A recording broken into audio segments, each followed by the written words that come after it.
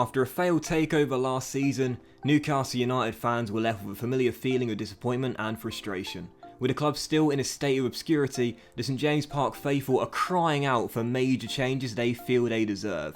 So today, we're going to completely change the club culture here in Tyneside and give the Magpies a new identity, signing mostly English players and rebuilding the side from the ground up and developing a new British core. How's the bacon, did you say? A 4-star team, but with a ton of deadwood. This is going to take a while. I'm targeting a Premier League and a Champions League in 5 years, but we're going to have to change this team big time before we get there. So Maximine's going to be a star of this team, no doubt. Jamal Lewis has a future as well. Of course, the Longstaff brothers too.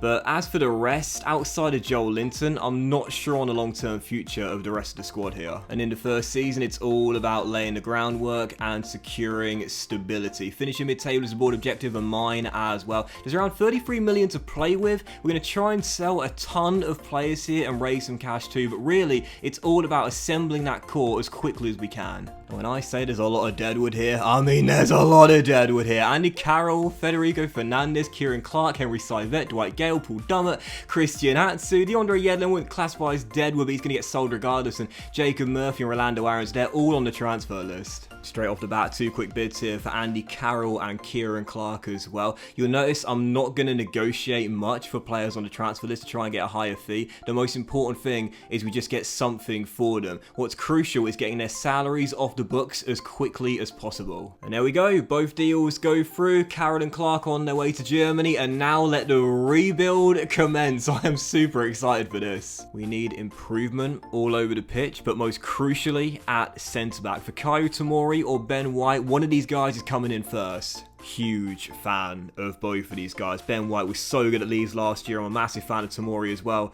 And for 14 mil, the valuation and a measly 1% sell-on clause, that's a bargain. And his weekly wage, super cheap as well, just 32.5 grand. That's nothing in today's footballing world. And that's going to be really crucial here at St James's Park as well. Restructuring the wage bill here. Tomori, our first signing of the new era. For Kayo, welcome. And 2 more bids for players on a transfer list. Paul Dummett and DeAndre Yedlin. And as you'll notice, since both deals are around valuation, I'm not going to bother negotiating. Just getting their salaries off the books, most important thing to me. And the bids are flying in now. Rolando Aarons off to Germany to join Union Berlin for 1.85 mil. And now that Paul Dummett's deal has gone through, he's off to the Mestalla for 5.2 mil. I love that transfer. Paul Dummett of Valencia. I'm going to bring in Ben White. You know, we just sold 2 centre-halves, signed 1, so let's sign another one. And let's get the guy we were going to get in place of Tomori, Ben White from Brighton. I'm going to offer them Federico Fernandez. I've got no plans to use the Argentine whatsoever, plus 5 mil as well. That deal works out combined at over the valuation. And Brighton say no, but they would accept 10.8 mil, which is only 300 grand over the valuation. All in all, I think that deal is actually better than the one I put in. Fair play. I actually think Brighton would have been better off taking the first deal I put in, but regardless, Ben White is in, 5-year deal, 24 grand a week. That is a dirt cheap salary for such a great young, talented Englishman. He's in to join for Kayo Tomori, and for just under 25 mil combined, and just over 50 grand a week combined for the pair of them, we've pulled off 2 absolutely brilliant signings for now and for the long term as well. Fantastic deals. So as DeAndre Yedlin has just left us to join Porto for 5.5 mil. I do like the American, super speedy, but we have 3 right backs here, and I want to sell 2 of them. The other is Kraft. I've just negotiated a deal with Roma for 5.5 mil for the Swede as well, and that will give us enough money to bring in a better right back for now and for the future. And you know who I want, Reece James of Chelsea. Ridiculously talented young defender. Let's bring him in as our new starting right back. I'm doing the negotiating before the Kraft deal goes through. I'll start off with a valuation bid, and well, like with Tomori, we don't have to pay much more than that to bring him in. An extra 600 grand and a measly 6% sell-on clause. Frank Lampard cashing in on the youngsters, and we are grateful for it. Reece James coming in to join Tomori. And as the British core continues to be assembled, the wage bill continues to be restructured. Reece James in on 35 grand a week on a 5-year deal. Another great young talented United English defender joined St James's Park on a really cheap deal, both in terms of the contract and the transfer fee as well. We still got weeks to go, but I'm loving how this team has changed in such a short space of time, man. Still more work to be done though. Next up, we need a new striker for the bench and an impact sub, and I love this guy in FIFA career mode. Not an English player, but a super talented one, Myron Bawadu of AZ Alkmaar. Can offer them 5 mil plus Federico Fernandez, and they do want the Argentine, but they want a bit more money as well and a big sell-on clause. But you know what? That's fine with me. It softens the transfer fee we're paying out, and it gets rid of his wages too. That's a great deal. Our first non-English signing, but let me tell you this right now, he's worth every single penny and then some. I'm a massive fan of this guy, both in real life and FIFA career mode. If you want a striker in the first season for the bench, you don't need to look further than this guy. He's a super talented prospect, he's got great potential, and he's absolutely rapid with a 5-star weak foot as well, and just 18 years old. What a baller. With Rolando Aarons and Kraft both agreeing deals with Union Berlin and Roma as well. There's a bid here for Christian Atsu. PSV want to take him, and once again I'm going to accept the valuation deal. No need to negotiate, just get his salary off the books. That's the most important thing for me. There's also a bid for Dwight Gale, and interesting enough it's West Brom who had him on loan a couple of years ago. I'm fine with that deal, that's kind of realistic too. So I just accepted another bid from a Turkish side for Dwight Gale as well. But now there's a bid here for Matt Ritchie, and Schalke want to take him to Germany for 10.5 mil. I'm going to negotiate with the Germans here and see how much money I can get. I think he's worth a little bit more than that. I know he's 30 years old, but a 77 overall, still a very good player. Going to ask for 12 mil here, and Schalke say, yeah, there we go, an extra 1.5 mil, I'll take it. And that's Christian Atsu gone to PSV for 2.85 mil. And as Dwight Gale returns to the Hawthorns, this time on a permanent deal for £3.9 million. Matt Ritchie is on his way to Gelsenkirchen for 12 million as well. And those free sales there, combined with the season ticket money as well, gives us around 30 to 31 million remaining in the budget. And I want a new central midfielder to play alongside Isaac Hayden and the Longstaff brothers in time as well. And I don't need to look further than this guy for a super talented young midfielder. Sandro Tonali wants to Brescia now in Milan. Let's bring him in. Now with his deal up come the end of the year, I guarantee we can get him for around his valuation of 21.5 mil. And we do indeed, 21.5 mil for one of the highest potential players in the game. Another absolute steal. Those Magpies out here thieving those shiny prospects as they do. 22 grand a week on a 5-year deal for Sandro Tonali. We are changing this club culture. We are restructuring the wage bill, and this Newcastle United team now looks absolutely incredible with the 5 new signings we have brought in, and we still got a little bit more money remaining as well. I'm loving it. And with one final signing to add to the £8 million we had in the budget, Jacob Murphy's just gone to Bordeaux for I think it was 2.2 million, and that gives us around 11 to 12 million to make one final signing to this Newcastle United team. And I want a backup left back for Jamal Lewis. And I might have a full scout report on him, but I'll sign him enough times to know he costs around that amount of money as well. Brandon Williams of Manchester United, let's bring him in. Should have enough. I can't see him costing more than 12 or 13 mil. That's what we got in the budget right now anyway. 10 mil is what we offer, and they say no. 11.1 mil, a big sell-on clause, but no plans to sell him anyway, so that's totally fine with me. Brandon Williams will become our 6th and final signing as we continue to restructure this team from the ground up. Now on a 5-year deal, 25 grand a week, Brandon Williams is in, and another absolute bargain to add to the other 5 great steals we pulled off in this transfer window. And now we've got an all English back 4, which have all been signed in the first season. Ben White I don't think will be a starter in this team, but Brandon Williams will start at left back, Reece James at right back, and Fikayo Tomori as well. All I can say is this, 4 new English players coming in, 2 great Europeans in Tonali and Bawadu as well. I love how the team is shaping up. It's younger, the weekly wages are cheaper, and there's far more potential. You know, I'm just as happy with the outgoings as I am with the incomings in this first transfer window as well. In one summer, we sold practically all of the deadwood we had on the transfer list for in the very beginning of the season. So really happy with the players we sold. So many of them on salaries they simply didn't justify, whereas the 6 players that came in are all on salaries that are going to represent great value for money, not just now, but for the future as well. So let's simulate to January, see how we're getting on in the first season of our new look Newcastle United team. Again, no big expectation in the first season, just finishing mid-table. That's all I want. Let's see how we're getting on in January. Well, I don't think we've done especially well in the league in the first half of the season. I'd like to finish in the top 10 if possible, or around 10th, but I think we lost quite a few games in the first half of the season. Manager rating is quite good at 83 though, and as we'll find out where we are in the league table now, we are in 13th place with 25 points on the board, 8 points clear of Villa, who occupy 18th place right now, 5 points behind Everton in 9th. Not a bad first half of the season, but 10 losses in our first 21 and only 21 goals scored as well. That is a little bit concerning as the Red Devils lead the way. The board don't care about the competition, but we are into the EFL Cup semi-finals in our first season. That's pretty impressive. And in the FA Cup third round, we've got Exeter away from home. As for the development of our 6 new signings, well, let's just call it slow but steady and gradual progression from all of them. Every single player has grown by a single rating. Tamori's been a letdown. He's barely played in the first half of the season. Not entirely sure why. And I'd say Bawadu so far is looking the best. Up to 76 overall, 4 in 18 in the Premier League, not bad, and 2 in 2 in the Cup as well. Not too bad for a first season in England. I'm trying to hide my disappointment, but I don't think I'm doing a very good job of it. I was expecting a bit more from our first 6 signings, I must admit. Not exactly great development so far, but hey, it's been half a season, there's a long way to go in this long-term project. So Maximilian looks good at 81 overall. Ryan Fraser is up to 80 rated as well, and in 13th place, that's not terrible, and that is technically mid-table. So simulate to the end of the season, hopefully we're not dragged into a relegation scrap. Let's find out how we finished in our first year. Jeez, this is going to be brutal. We have had an absolute tank towards the end of this season, losing 4 straight to finish up, and it's a 12th place finish in the end for the Magpies then. And yeah, it certainly could have been better, but could have been a lot worse to be fair as well. Only 12 wins in 38, that's less than 1 in every 3. 51 goals conceded, not great either. But a mid-table finish in the end, that's what the board wanted. We did finish well clear of the relegation zone as Burnley, Brighton and West Brom are down to the Championship. We were way off a Europa League place in the first season, and when I say way off, I mean about 20 points off.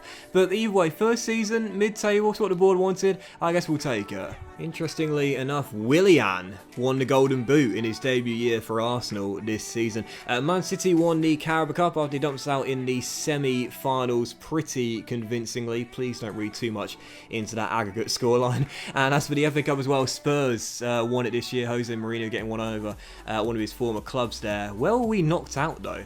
Because I don't remember seeing us get knocked out. But it was the 5th round by the eventual winners, Spurs. As for the European winners this year, Arsenal won the Europa League, beating Real Sociedad 3-2 in the final, and Juventus won the Champions League, Ronaldo getting one over his former club in the final. So I guess all in all, not a terrible first season for the Magpies. We were on point with both our objectives in the league and the cup. I guess I was just slightly disappointed with the player development in the first season of our 6 new signings. Nobody really performed especially well. In terms of the statistics, everyone was bang average or slightly below average, and every single player grew by 2 ratings apiece. So yeah, I was kind of hoping that one of those 6 would have a breakout first season and develop really well and really quickly. Maybe I was being a little bit too over-ambitious with that. But it is a long-term project, got to remind myself of that. There's a long way to go. And for a first season, that's not too bad. But for season 2, I want much quicker progression. And we'll need to make some new signs as well, because I'm targeting Europa League football heading into season 3. So season 1 in the books, not a bad start. We laid the groundwork down early, but plenty of work to do in the summer transfer window. Bring on season 2. Cup of tea made, transfer shortlist created, board expectations, exactly the same as mine. Finish in a Europa League spot and reach the last 16 of the FA Cup. Going to be difficult, but I believe we can do it. I was expecting a bigger budget though. I mean, seriously? You want me to get into Europe in the top 7 and you're giving me about 45 mil? Mike Ashley, you can off, mate. And that's where the problem is, because we've got some great youngsters now, but I really wanted to sign some players that are in the low to mid 80s to help us take the next step into European football. We won't be able to afford them though, unless we sell quite a few players, I feel. I want a new right midfielder to replace Almiron and a new central midfielder for Isaac Hayden, possibly a new striker to replace the aging Callum Wilson as well, but we won't have enough money unless a lot of players get cashed in on. So transfer list made, and my goodness gracious me, quite a few players that I wasn't planning to sell, but I'm going to have to do it, I'm afraid, to raise the cash. Les Jouen, John Joe Shelby, Gillespie, Jeff Hendrick, Fabian Schär, Muto as well, all on the list. So that means we'll be selling some players that I did not want to sell, and that includes our first sale of the window. John Joe Shelby's just gone to Lazio for 9.5 million, and unfortunately, I have to cash in on quite a lot of players in this window, and we're going to sacrifice a lot of depth this season. This is going to be a really thin team. Fortunately, you don't get many injuries in career mode, so I think we'll be okay as we're not in Europe as well. I just accepted a bid here for Jeff Hendrick. He's on his way to Braga, 3.8 mil. There's a bid here for Les Jouen as well. Villarreal wanted for 10.5 mil. These guys are good enough to play a role in this team, but I need the money more than the players. And both of those deals have just gone through. Les Jouen is on his way to Villarreal for 10.5 mil. Jeff Hendrick off to Portugal for 3.8 mil. There's a bid here for Fabian Schär from Lyon as well for 12.4 mil. Every single penny counts. Let's negotiate and see how much more money we can get for him. Mike Ashley has really screwed us over, man. Seriously. 14 mil. Yep, there we go. Deal accepted, and we need every single penny to bring in some good new signings. And as I've just accepted a bid for Mark Gillespie, our third or possibly fourth choice goalkeeper, is on his way to RB Salzburg for 2.15 mil. Fabian Schär has now gone to Lyon for 12.1 mil. So the cash is now rising, and we're just about to start making some new signings. And now that Gillespie deal has gone through, I'm ready to bring some players in. We've got around 80 million in the transfer budget now. And to be honest, I thought we'd start off with a budget of around 70 million. We had to sell so many players just to raise this amount of money ourselves. But that will give us enough to bring in a class new right midfielder that is our primary target. 4 names on the shortlist: Carl Soler, Viktor Zaikankov, Jonathan Ikone, and Ismail Assar from Watford as well. 4 class players in their early 20s. Let's bring someone in for the best value deal. Soler's the one I want, as I think he has the most amount of potential. 38 mil plus a 15% sell-on clause, and Valencia say yes. Pricey, but after all the sales we made, that is just under half the budget we had to spend prior to him coming in. Carl Soler joins, 5-year deal, 58 grand a week, and that gives us enough money, especially after the season ticket money comes in as well, to sign a new central midfielder. Those were the 2 positions I wanted to strengthen. Whilst Carl's can play there, he will be our new right midfielder to replace Almiron. So 1 in, 1 to go. Carl Soler, welcome to St James's Park. And now those season ticket sales have come in. We've got around 50 to 51 million to spend on a new central midfielder. And I've got 4 names on the shortlist, but really there's only 2 of the 4 that I want to bring in here. Sander Berger and Bruno Guimaraes would be great, but I want to continue to assemble an English and British core. So Phil Foden of Man City and Declan Rice are my 2 primary targets. Let's make sure we bring one of them in. I want Foden primarily.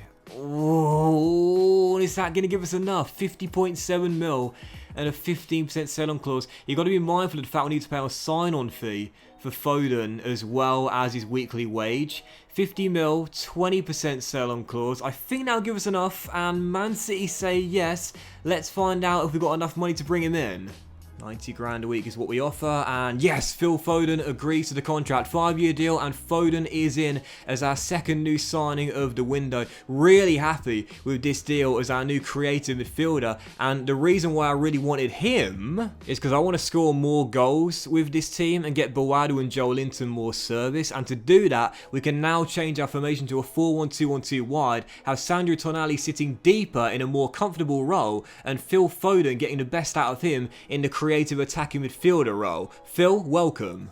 Man, that was a really frustrating and tough summer window. Basically, every penny getting spent on just 2 new signings. And whilst Phil Foden, I'll be honest, was my main target for the central midfield role, I did not want to have to sell so many players to bring just 2 new players in. I didn't want to sell John Joe Shelby, and I certainly didn't want to sell Fabian Schär. But they've both gone. Foden and Soler joined for 88 million combined. And if we are to finish in a Europa League spot, I gotta say, this team really needs to show a lot more progression and development than it did in the first season. I'm looking at the likes of Sandro Tonali, Fikayo Tomori, Brandon Williams and Marion Bawadu and saying you guys have got to develop a lot quicker than you did last season. So let's see if we get the first half of the season in Season 2. Big expectations from the board finishing in the Europa League, and a lot of the money spent on just 2 new signings. Let's see how we're getting on.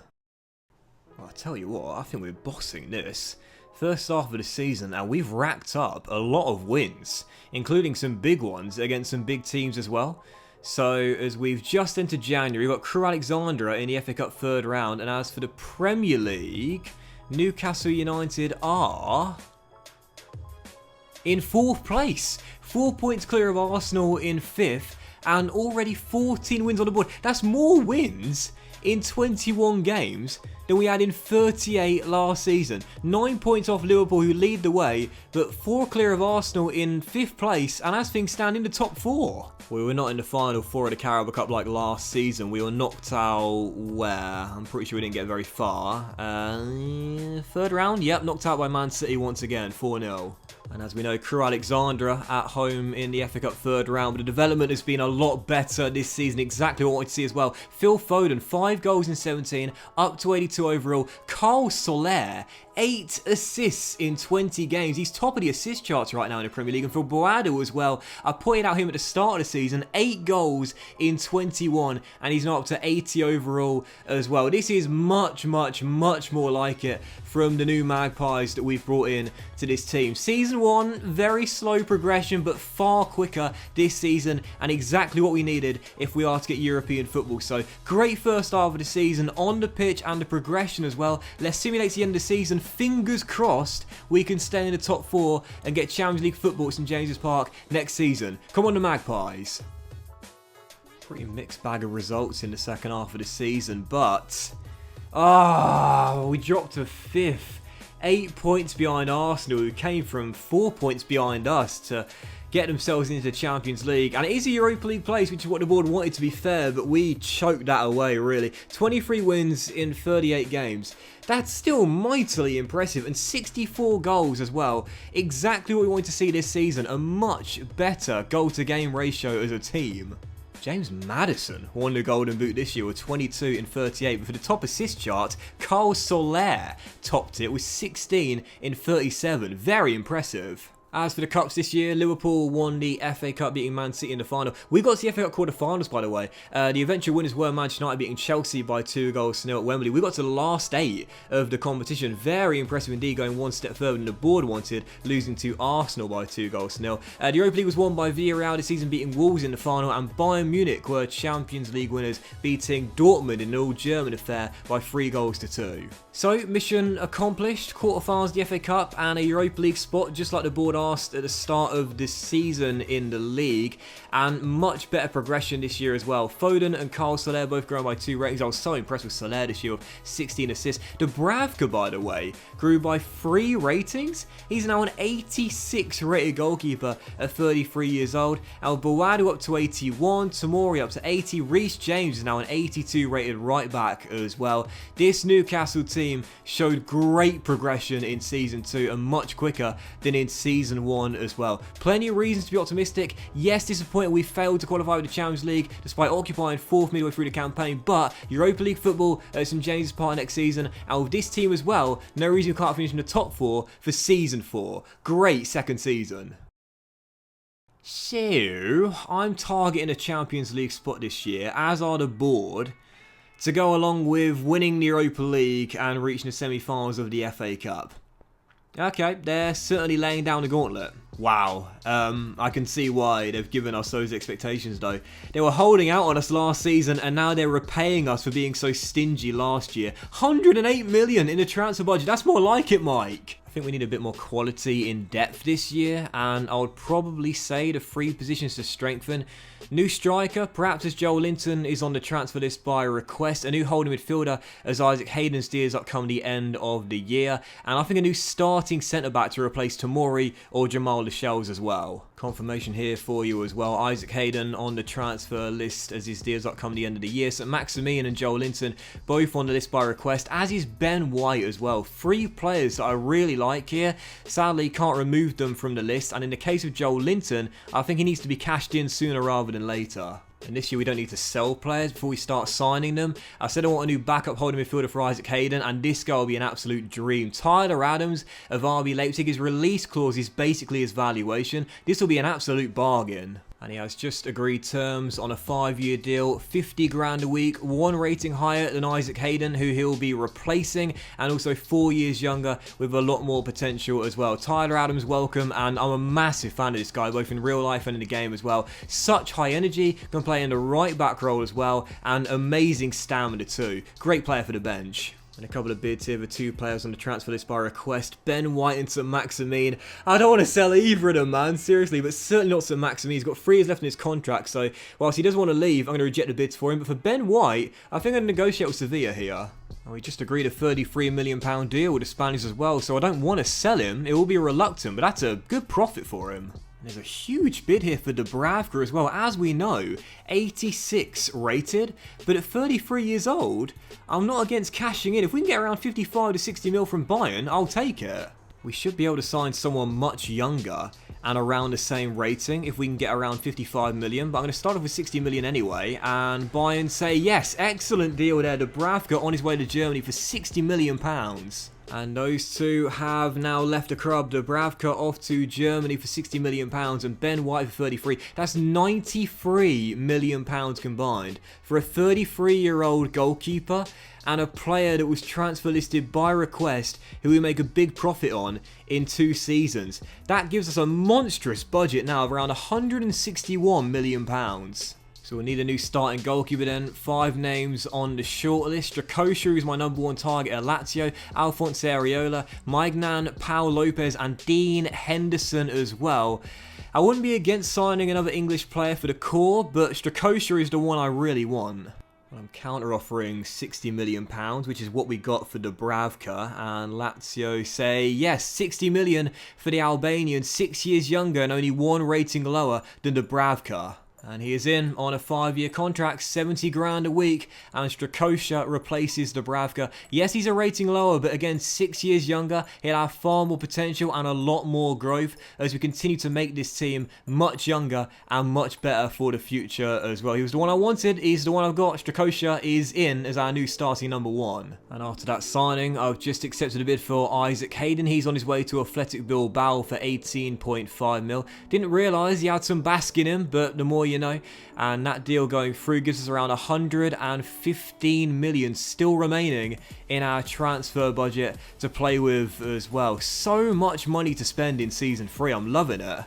And another sale as well. Always believe in Carl Darlow. He's off to Braga for 3.6 mil to join Jeff Hendrick. And even more money now added to our budget. And after the season ticket sales as well, there's around 125 million to play with to bring in some new boys. And I said at the start of the season, I want a new striker, a new centre-back and a new holding mid as well. We've got the latter. Now let's get a new starting centre-back. 6 names on the shortlist here, but the one I really want, formerly of Liverpool and Charlton, now at Spurs, Joe Gomez. Let's bring him in. Obviously, we need a new striker as well as a new centre-back as well. So if I can't get Joe Gomez for a decent deal, I'll have to settle for another player. 65 mil plus a 15% sell-on clause, and Spurs say yes. But will that give us enough for the new striker as well? Well, just to be on the safe side, I've negotiated deals with other clubs for 3 other targets. Militao will cost us 50 million from Manchester United, and Zagadou will cost us 47 from RB Leipzig. Sadly, I couldn't get deals negotiated for either Meccano or Kimpembe. The clubs wanted far too much money, but for Konate, he'll also be cheaper than Gomez at 57.5 mil. So I'm going to leave those deals there for now, all 4 of those new centre-halves, and try and sign our new striker next. It's Dominic Calvert-Lewin who I want from Spurs, and if it turns out we can't afford both him and Joe Gomez, I'll have to settle for one of our other targets in the centre-back role instead. Fingers crossed though, we can get both Gomez and DCL. Well, it's not looking good. I mean, unless Spurs want a ridiculous sell-on clause, which to be fair, does sometimes come off, we won't be able to afford both of the English players. 60 mil and 25% of Mourinho does say yes, but will that be enough for the pair? I'm not entirely sure. Come on, DCL, please take a pay cut. Please take a pay cut. It's the only way we're going to get both of these deals to come off. And yes, DCL does agree to a pay cut. So 1 down, 1 to go. Dominic Calvert-Lewin, welcome to St James's Park. He's the new striker I wanted, and he'll play up top alongside Bawadu as Joel Linton will drop to the bench. He'll probably be sold next season as his contract's not coming to the end of next year anyway, and he's on the transfer list by request. But is there enough money remaining to bring in Joe Gomez as well? So here we go, moment of truth. Crucial squad role, 5-year deal, no release clause, and Yes, we do just about have enough. Going to remove that appearance bonus though of 1.25 mil after 15. Would he accept the 80 grand a week and the sign-on bonus as well? No, he wants a bit more money, but that's okay with me. We still got just about enough cash, and Joe Gomez is in alongside Dominic Calvert-Lewin as well. The two I wanted, the two we get just about. Joe, welcome. Both players in their mid-20s, both players in the mid-80s for overall. Joe Gomez will slide in alongside Jamal Lascelles in the heart of our back four, and Dominic Calvert-Lewin will indeed partner Bawadu up top, and we spent practically every single penny to get our new boys in this season, but I have to say I'm very happy with the business we did. I was kind of sad to sell Dubravka after growing to 86 overall, and Ben White as well, but with the players coming in, Strakosha being younger than Dubravka, Tyler Adams better than Isaac Hayden, and Joe Gomez and Calvert-Lewin as well, 4 fantastic new players, 1 for the bench and 3 for our new starting 11 as well. The board have really thrown down some tough objectives this season: win the Europa League, reach the Final Four of the FA Cup, and qualify for the Champions League as well. But I think we've got what it takes with a really class Newcastle United team. So let's simulate through to January, see how we're getting on. Last season, we were in the top 4 at the halfway point. Let's see if we're there this time around as well. Come on, Newcastle United. So here we go, January is here. We've been drawn against Sheffield Wednesday in the 3rd round of the FA Cup. My manager rating is quite poor though, so I'm feeling quite pessimistic about our chances of being in the top 4. Now the menus are so laggy, aren't they? Here we go, Premier League, where are we? Come on, the Magpies. Oh, yes, indeed. We are in 3rd place, 11 wins in 21, 14 points off the league leaders Liverpool, 2 points clear of Man City in 5th, but after last season, not taking anything for granted. We're there right now, but we weren't there at the end of last season. And actually, I got that wrong as well. It's not the FA Cup we'll be taking on Sheffield Wednesday. It's the Carabao Cup semi-finals. We're into the Final 4 of that competition. But as for the FA Cup, I didn't see our 3rd round tie. And it's because we just played it and we were knocked out by Burnley. So already one of our 3 objectives has been failed. That's shocking. I know we're for our Europa League group though. We bossed that as I saw it in the simulation. In the round of 16 we'll be taking on FC Basel, the Swiss side. That's around the 32, sorry, first knockout round. But yeah, we topped our group with 6 wins in 6. Basel in the first knockout round, bring them on. As for player development, well, I made a great decision cashing in Dubravka to bring in Strakosha. He's grown by 2 and is now 87 rated, so already better than the player he replaced. Joe Gomez up by 1 to 86 overall. Tyler Adams barely played, but up to 81 overall. And Dominic Calvert-Lewin also up to 85 overall, but his goal to game ratio in the Premier League is incredibly poor, with just 2 goals so far. Bawadu is now up to 83 overall. Ryan Fraser is now 85 rated as well. So whilst DCL is kind of letting me down a little bit after bringing him in, I'm certainly not getting let down by anyone else in this team. Sandro Tonali now 85 rated. Carl Soler up to 84. Phil Foden 83 as well. And the team is looking very impressive indeed. So, first half of the season in the books, 1 objective failed, but as for the other 2, we're on course as things stand. Let's simulate the end of the season and see if this time we do finish in the top 4 and qualify with the Champions League and win the Europa League as well. Come on, the Magpies. We are into a Carabao Cup final though, and as we've just progressed past Basel in the first knockout round of the Europa League, have we won some silverware? We have indeed. First trophy to save. Get in. And whilst there's no Europa League final, I must say we absolutely bossed the Premier League in this second half of the season. So as for the Premier League, I'm confident we did indeed finish in the top 4 as we did. I think we won like 13 or 14 games of our remaining 17 in the second half of the season to finish in 3rd, 7 points clear of Man City in 4th and 8 clear of Spurs in 5th. So we do finish in the top 4, 6 behind league leaders Liverpool and league winners Liverpool. That's okay with me. Top 4 is what we wanted and top 4 is what we get. So really, I don't care that we failed in the Europa League. We've got Champions League football for next season. Harry Kane was the Golden Boot winner this year in the Premier League, 26 in 38. And as you know, we did indeed win the Carabao Cup. You would have seen it midway through the season, beating Spurs in the final.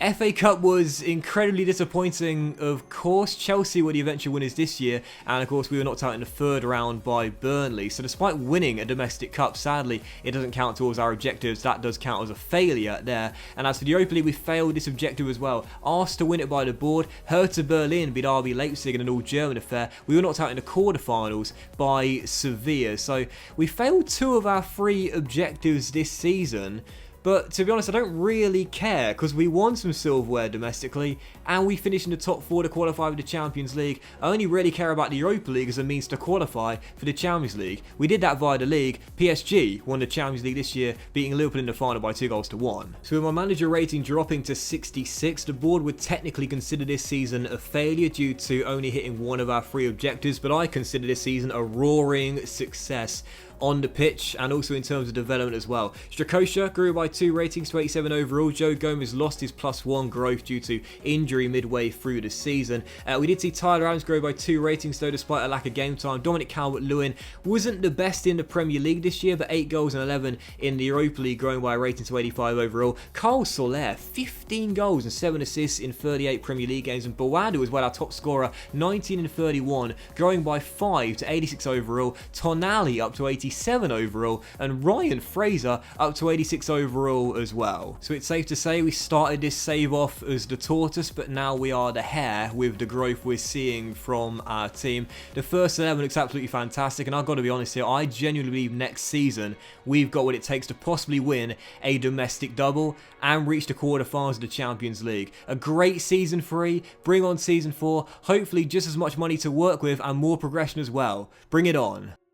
Well, as we do enter season 4, once again, incredibly tough objectives laid down by the board with the money to back it up. Reach the final of the Champions League in our first season in it and win a domestic double, which is what I was targeting initially. But with 134 million in the transfer budget and a great team as well, there's no reason why we can't do it. I'm excited.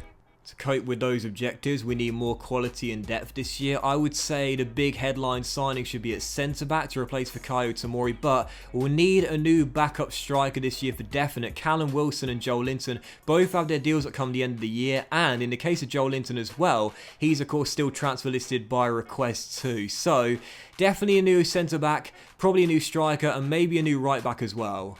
Right on cue, we do have a bid for Callum Clutch Wilson, wanted by Juventus for £16.5 million. Going to accept it straight off the bat. I love Wilson, man, but at 31 overall, now declining in rating as well, it's best to cash in on him. And as we'll be selling Joel Linton as well, we'll probably need 2 new backup strikers for Boadu and DCL. Right on cue, very next bid is for Joel Linton. Manchester United want him for 50 million. I think we can get a bit more than that though for the 26-year-old. Well, Manchester United think differently. Unfortunately, I can't seem to squeeze any more pennies out of them other than an extra 900 grand, so I guess I'll take it. 26 years old, with his deal that come at the end of the year, we've got to cash in on him now. Joel Linton off to Old Trafford. And yup, there he goes. Didn't want to sell him, but once a player requests a transfer, you'll never be able to negotiate a new contract with him. Joel Linton off to Old Trafford for just shy of 51 million. And the sales continue. Javier Manquillo wanted by the Toffees for £13.9 million. Going to negotiate here with Carlo Ancelotti, see if we can get some more money for the Spaniard. Not a bad backup right back at 79 rated, but now 29 years old. His deal up come the end of the year. I would rather have the cash. We agreed a 14.75 mil deal with Carlo Ancelotti, the Spaniard on his way to Goodison Park. And now we need a new backup right back, as well as 2 backup strikers and a new first choice centre half as well. So, I've just simulated through to a week before the season starts, and after the season ticket money and the sales we've made, our budget now is around £192 million. Get in, loser, we're going shopping. First up, new backup right back, 3 names on the shortlist, but I only really want one of them. Maitland-Niles of Arsenal, let's go, bring him in. 29 million, 15% sell-on clause, really good deal for Ainsley, and on a 5-year deal, 60 grand a week. First of 4 is in, Maitland-Niles arrives, welcome to St James's Park. Next up, new backup striker, and only one name I want once again, Tammy Abraham from Chelsea, now at Atalanta. Well, this is actually a bit troubling. He's the only name I've got on a shortlist, the only player I've scouted, but Atalanta aren't budging on 66.2 mil. 56 mil is still a decent fee though, Atalanta, and they do eventually agree to it. They were playing hardball and then some. And this was a tough signing. 70 grand a week on a 5-year deal is the contract. So that's a combined total of 130 grand for our 2 new players coming in. And with the money we spent as well, we should have enough for the class centre-back I want, but not the one I was dreaming of. Marquinhos and De Ligt are the two names on the shortlist, and I really wanted to sign the Dutch centre-half. 23 years old, out of contract come the end of the season, so I'm getting for valuation, but unfortunately, just don't have the money to pull it off. So we'd have to go for Marquinhos instead. The advantage to signing the Brazilian, however, is that we'll be able to get a new fourth choice striker as a further backup option. And as PSG say yes to 74 mil, that's under the valuation too. That gives us a couple of options for that role. 4-year deal, 130 grand a week. Marquinhos is in, and again, because that transfer was far cheaper than De Ligt would have been, we'll have enough money for a quality fourth choice young talented striker as well. Marquinhos, welcome to St James's Park. Still a fantastic signing, really. And as for that fourth choice striker, 3 names on the shortlist: Eddie Nketiah, now at Montpellier; Ryan Brewster, now at West Ham; and João Pedro, now turning out for Manchester City as well. And what another English player in, so whilst João Pedro probably has most potential, I'd rather Nketiah or Brewster. And for Nketiah, 26 mil and a 15% sell-on clause, that's a pretty decent deal. Brewster is the same overall and a year younger, but West Ham are not going to play ball for Ryan. 37.2 mil, way out of our transfer budget. That deal's not coming off, so it's going to be Nketiah who will be signing in the end. And once again, another pricey contract, 54 grand a week, as Nketiah joins Tammy Abraham as a new backup striker. But to be fair, the 3 backup players we got, all English. Nketiah and Abraham as the backup strikers, and Maitland-Niles replacing Manquillo, being younger and better as a backup right back. And with Marquinhos coming in as well, I know he's 29, but 89 overall makes him the highest rated player in this team. We've got more quality in depth and a great world-class centre-half as well. Tough objectives, but a much better team. If we're going to compete on all 3 fronts, we need more quality and depth, and that's exactly what we've done this season. 3 sales, 4 new signings. The team looks younger, apart from in the case of Marquinhos, of course, at 29 years old, and 89 overall. But I definitely think we've got what it takes to hit those 3 objectives there. Reach the final Champions League, that's going to be tricky, but I believe domestically, we should be able to win the double. Let's simulate to January, see how we're getting on. We've got a class team, and let's see if we're on course. Come on, the Magpies. Well, I think it's looking pretty good so far. It certainly is in the Champions League. I think we won every single game in the group. And as for the Premier League, we are indeed top, but it's very tight indeed. First position, but only ahead of Liverpool on goal difference, and only 2 points clear of Mourinho's Spurs in 3rd place as well. Only the 1 defeat in 21 games. League's top scorers with 47 and 15 wins in 21. Long way to go, very tight, but as things stand, we're doing enough. And the reason we are the league's top scorer is Boadu with 17 in 21. Joel Linton right behind. We haven't retained our Carabao Cup though, which we won last season, knocked out by Manchester United in the 4th round on penalties. As for the FA Cup though, interestingly enough, last season knocked out in the 3rd round by Burnley. This year, we get our revenge, knock out Burnley by 2-1 at Turf Moor. And as for the Champions League, I think we won every single game in the group, and we've got Bayern Munich in the first knockout round in the last 16. And yeah, we did indeed win all 6 of our games in the group stage. So the Germans, Bayern Munich in the last 16, bring them on. Once again, really solid development from our new signings. Marquinhos hasn't grown a rating, but has been consistent at the back. Maitland-Niles has grown by 1. Soler is now 88 rated, and Boadu, the top scorer in the league, now 89 overall. The man's been on fire since season 2. And as for Tammy Abraham, he's up by 1, as is Nketiah, who's now 80 overall as well. And really, there's just great development all over the pitch. 5 players are now 89 overall, including Reece James and Sandro Tonali as well. The first 11 looks absolutely fantastic. The bench is really strong as well. And I've got to be honest here, I definitely believe if we don't win a domestic double this season, we have failed. Into the last 16 in the Champions League, top of the Premier League, and into the 4th round of the FA Cup. We're targeting a final place in Europe, but I want a domestic double this year. Come on, Newcastle. Well, the bad news is we've been knocked out of the FA Cup in the 4th round. But as for the Champions League, we got to the quarters. We beat Man City in the 1st leg, and we're through to the semis. This is the stage I was targeting, and we've won the 1st leg, 2-1. So the 2nd leg is going to be here on this Wednesday, the 1st of May.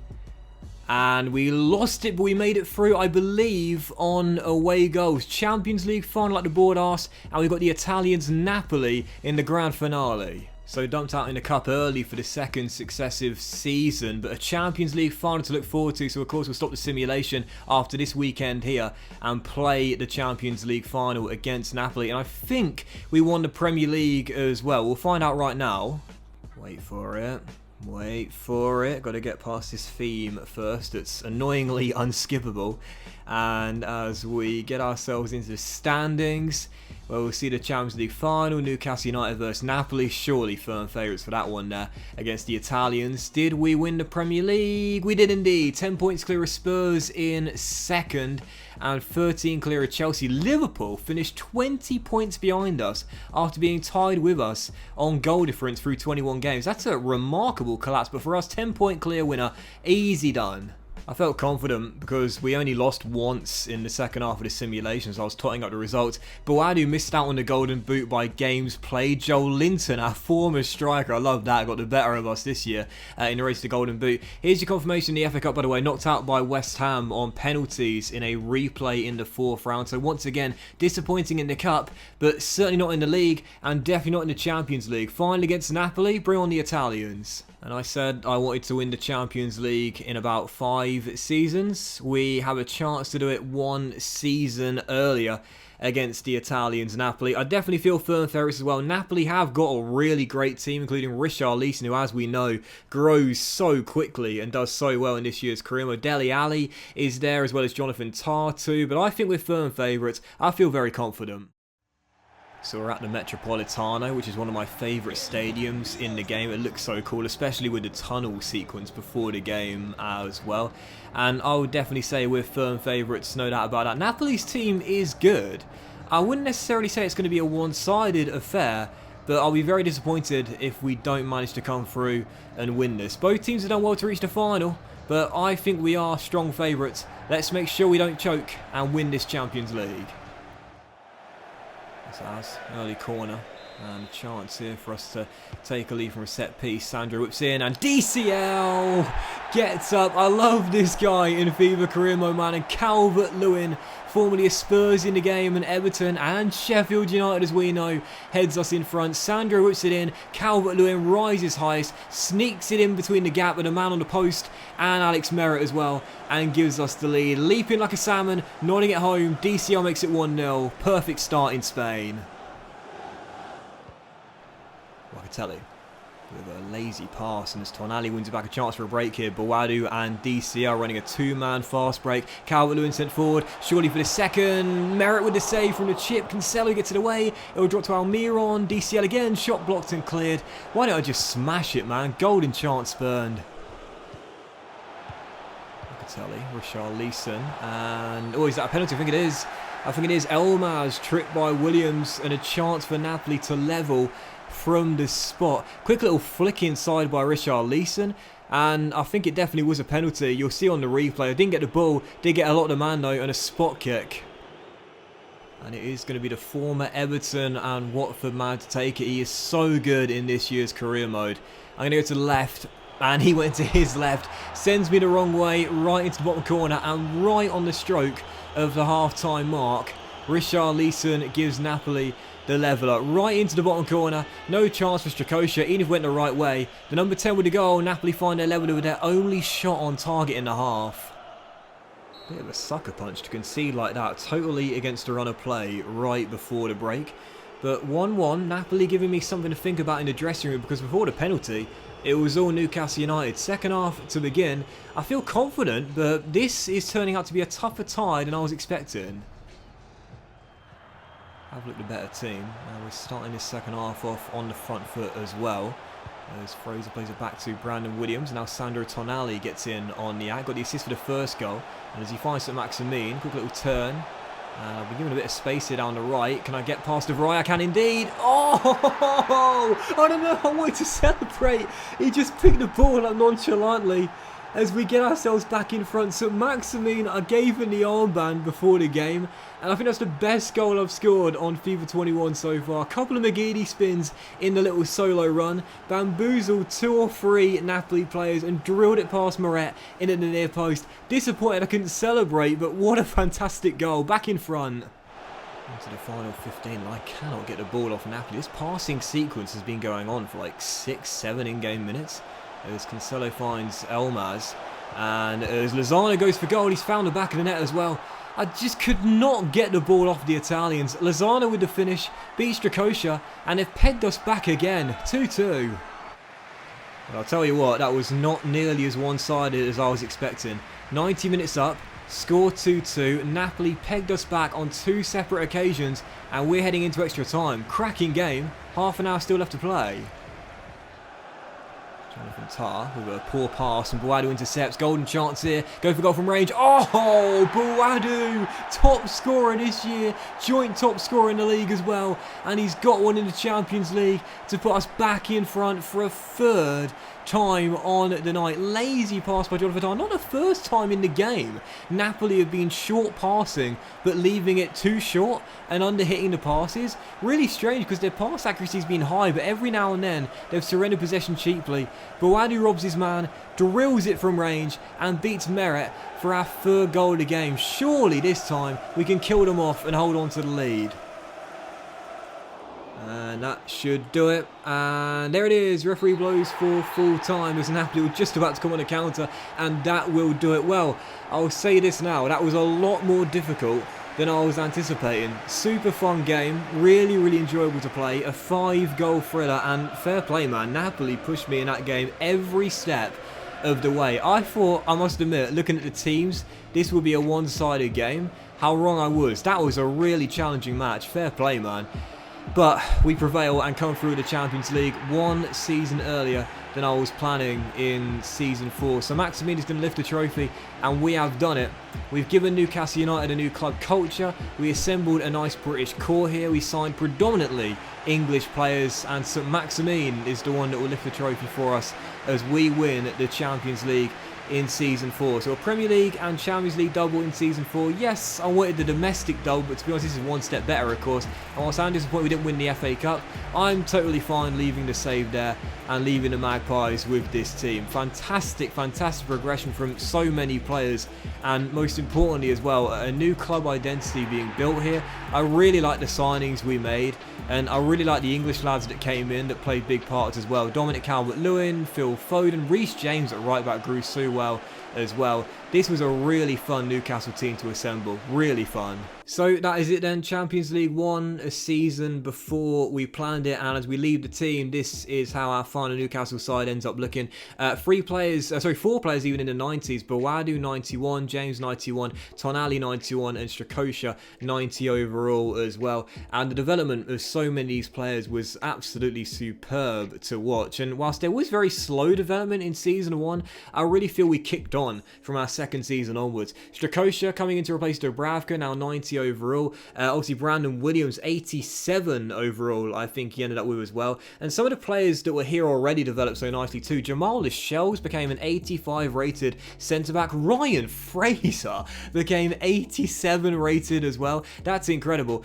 Slightly disappointed the Longstaff brothers didn't really grow that much. Sean got to 80 overall, but Matty was 76 at the very end of this career. But for the most part, a really, really fun Newcastle team to build. I really like giving them the new identity as well, and this was a super fun team to transition and rebuild, and again give a new club culture to as well. 4 seasons in, we win the Champions League and the Premier League as well, and this Magpies team was really, really enjoyable to assemble. So that'll do it then. Thanks for watching today's episode, guys. I hope you have enjoyed. If you have, then please do drop a like. Much love to you, and I'll see you for another FIFA 21 challenge very soon.